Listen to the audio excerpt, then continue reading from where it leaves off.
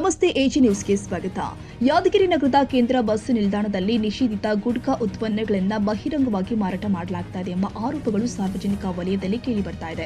ಪ್ರಯಾಣಿಕರು ಹಾಗೂ ಸ್ಥಳೀಯರ ದೂರಿನ ಮೇರೆಗೆ ಸ್ಥಳಕ್ಕೆ ಭೇಟಿ ನೀಡಿದಾಗ ಗುಟ್ಕಾ ಮಾರಾಟ ನಡೀತಾ ಇರೋದು ಕಂಡು ಬಂದಿದೆ ಎಂದು ತಿಳಿದು ಬಂದಿದೆ. ಈ ಕುರಿತು ಅಂಗಡಿ ಮಾಲೀಕರನ್ನ ಪ್ರಶ್ನಿಸಿದ ವೇಳೆ ನಾವು ಸಾಮಾನ್ಯರಿಗೆ ಅಲ್ಲ, ಚಾಲಕರು ಹಾಗೂ ನಿರ್ವಾಹಕರಿಗೆ ಮಾತ್ರ ಮಾರಾಟ ಮಾಡುತ್ತೀವಿ ಅಂತ ಉತ್ತರಿಸಿದ್ದಾರೆಂದು ಆರೋಪ ಕೇಳಿಬಂದಿದೆ.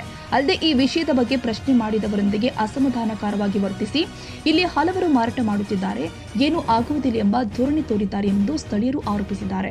ಸಾರ್ವಜನಿಕ ಸ್ಥಳವಾಗಿರುವ ಬಸ್ ನಿಲ್ದಾಣದಲ್ಲಿ ನಿಷೇಧಿತ ಉತ್ಪನ್ನಗಳ ಮಾರಾಟ ನಡೀತಾ ಇದ್ರು, ಸಂಬಂಧಪಟ್ಟ ಅಧಿಕಾರಿಗಳ ಗಮನಕ್ಕೆ ಇದು ಬಂದಿಲ್ವಾ ಎಂಬ ಪ್ರಶ್ನೆ ಸಾರ್ವಜನಿಕರಿಂದ ಕೇಳಿ ಬರ್ತಾ ಇದೆ.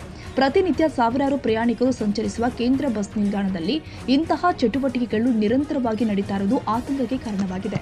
ಗುಟ್ಕಾ ಮಾರಾಟದ ಬಗ್ಗೆ ಈಗಾಗಲೇ ಹಲವು ಬಾರಿ ದೂರುಗಳು ಕೇಳಿ ಬಂದಿದ್ದು, ಕಟ್ಟುನಿಟ್ಟಿನ ಕ್ರಮ ಕೈಗೊಳ್ಳಲಾಗಿಲ್ಲ ಎಂಬ ಆರೋಪವೂ ಇದೆ.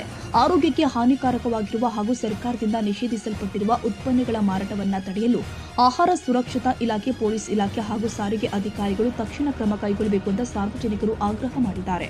ಕೇಂದ್ರ ಬಸ್ ನಿಲ್ದಾಣದಲ್ಲಿ ನಡೀತಾ ಇರುವ ಈ ಬೆಳವಣಿಗೆ ಕುರಿತು ಸಂಬಂಧಪಟ್ಟ ಇಲಾಖೆಗಳು ತನಿಖೆ ಮಾಡಿ ತಪ್ಪಿತಸ್ಥರ ವಿರುದ್ಧ ಸೂಕ್ತ ಕಾನೂನು ಕ್ರಮ ಜರುಗಿಸಬೇಕು ಅಂತ ನಾಗರಿಕರು ಒತ್ತಾಯ ಮಾಡಿದ್ದಾರೆ. Nizamuddin, Yadgiri, AG news.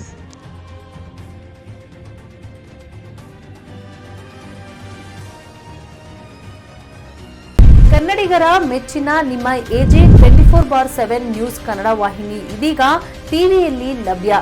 ವೇಳೆ ನೋಟಿಸ್ ಕೊಟ್ಟಿದ್ರೆ ವಾಪಸ್ ತಗೋತೀವಿ. ಇವತ್ತು ವಕ್ಫ್ ಪ್ರಾಪರ್ಟಿ ಅಂತೇಳಿ ಬರ್ತದೆ ಅಂತ ಹೇಳಿದ್ರೆ ರೈತರು ಬೀದಿಗೆ ಬದಲು ಏನ್ ಮಾಡ್ಬೇಕಾಗತ್ತೆ? ಯಾರು ವೋಟ್ ಹಾಕಿಲ್ಲ ಅಂದ್ರೆ ಗ್ಯಾರಂಟಿನೆಲ್ಲ ಸ್ಟಾಪ್ ಮಾಡ್ಬಿಡ್ತೀವಿ.